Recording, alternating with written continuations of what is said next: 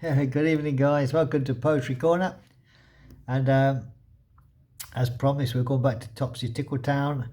Now, this is the final chapter of the gloompucker, and it's the last laugh of the gloompucker. So we'll get this one out of the way, guys. Then we're going to launch into a brand new story, which is called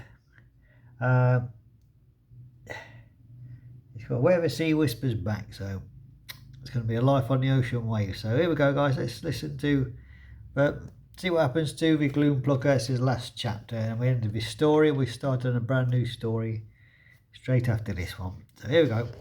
Hold on to your hat, guys. Two stories in one here. Topsy Tickletown stood very still. The gloompucker, once fearsome and crumbly, now sat in the centre of a square inside Professor Fumblepot's rebaking containment oven, which hummed cheerfully and smelled strongly of cinnamon. Madame Tillytock stepped forward, clocks jingling like determined bells. "Gloompucker," she said firmly, "you were never meant to steal joy, you were meant to be shared." The oven dinged. Ding! A puff of warm steam escaped. Professor Fumblebox opened the door. Inside was no monster at all, just a perfectly baked golden gloompucker pie, smiling shyly and sprinkled with sugar. Oh, so sweet. The townsfolk gasped. Princess Gilquant tasted a bite. "Oh," she laughed, "it's like relief." So Stumpants took a bite and immediately tripped with her happiness. Captain Wobbleboots wiped a tear. "I haven't felt this light since my boots were less wobbly." The pie glowed once, then faded peacefully. It glowed, fully transformed into comfort, warmth, and laughter. "Well done," it whispered. "Silliness has won again. Silliness is the order of the day." The festival of fluff and fun ended with fireworks made of giggles, hugs, and one accidentally marching band encore. And Topsy Tickletown rested happy, safe, and slightly sticky. So there you go, guys. The gloompucker was made one of the residents. He's kept in the sweet corner. So here you go, guys. So it's an happy ending for the gloompucker and for Topsy Tickletown. Now we'll go straight into a new story with some new characters. So here we go, guys. This is chapter 1, Where the Sea Whispers Back. It's seaside, mystery, and slightly damp. Topsy Tickletown had never been seaside before. One evening it simply noticed the sea had arrived. No one remembered inviting it. The next morning the eastern edge of town sloped gently into sand, and the lampposts wore little shells like earrings, and the air smelled of salt, kelp, and something faintly biscuit-like.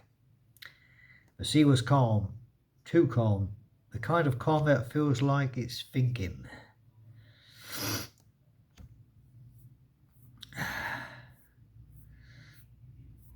There we go. Let's see. He's thinking. So let's meet some new faces.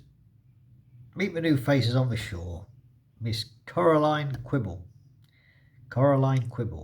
keeper of a seaside tea hut and collector of suspicious objects.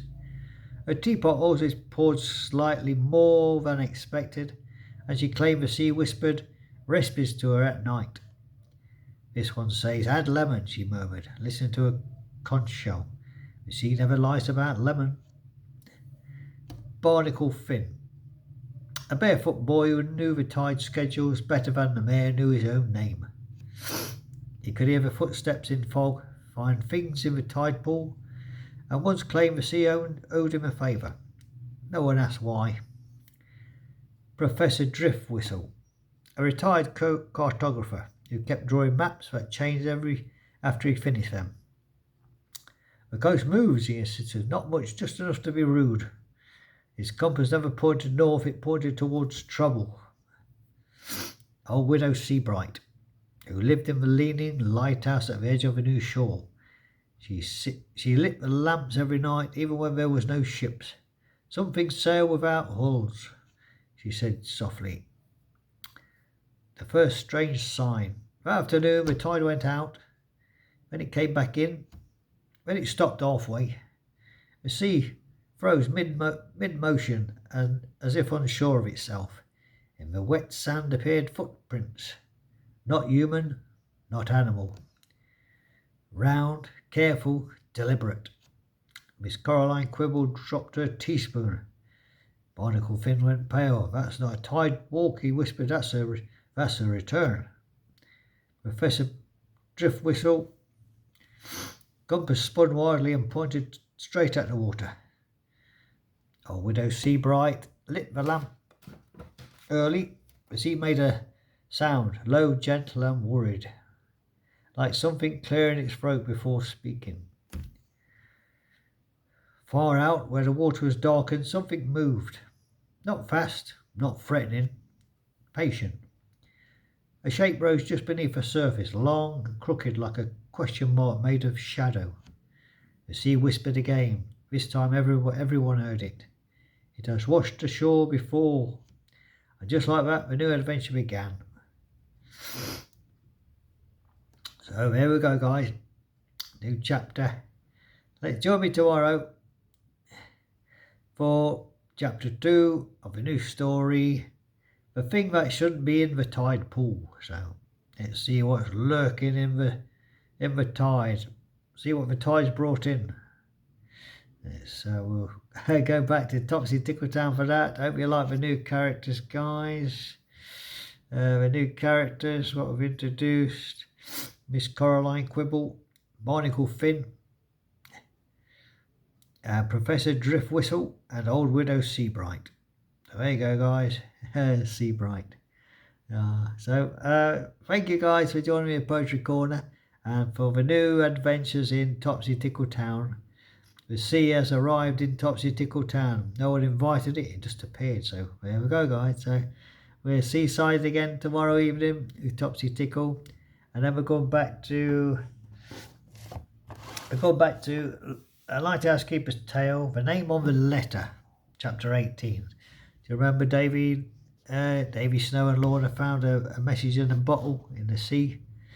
Now something strikes a chord with the name on the letter inside of a bowl. So see how it's all about tomorrow, guys. Tomorrow morning, and it's off to Topsy Tickle Tuesday evening for Where the Sea, for things that shouldn't be in the tide pool. Okay, guys. So thank you for joining me, and take care now, and stay blessed, stay happy, and stay safe. Bye bye now.